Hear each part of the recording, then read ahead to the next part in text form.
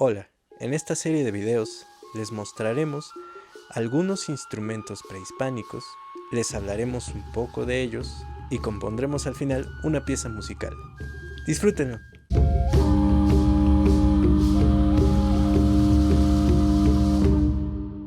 Los instrumentos que más desarrollo tuvieron en la época prehispánica fueron los aerófonos de barro.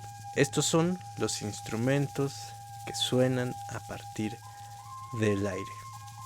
De estos tenemos de varios tipos, pero principalmente son las flautas y las ocarinas.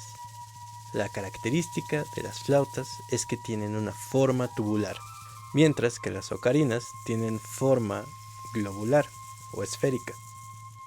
De las flautas de barro existieron una gran diversidad de modelos, en cuestión de tamaños y sonidos.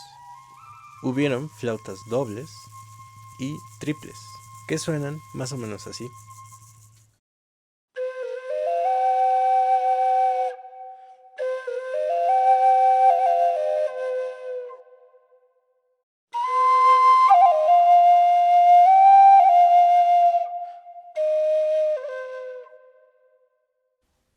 También habían flautas grandes y más pequeñas.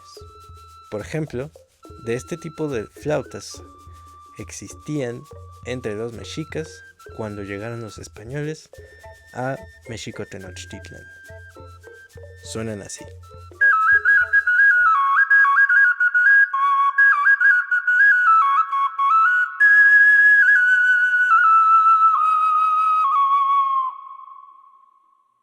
De las ocarinas también existían distintos tamaños y formas.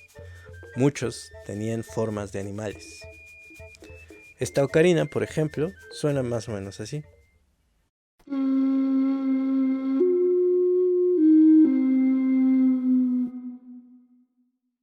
También existieron ocarinas dobles. Por la forma que tiene una ocarina, su sonido es más grave que la de una flauta.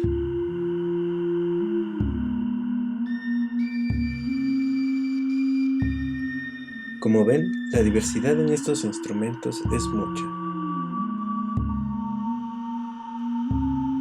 Gracias por ver este video.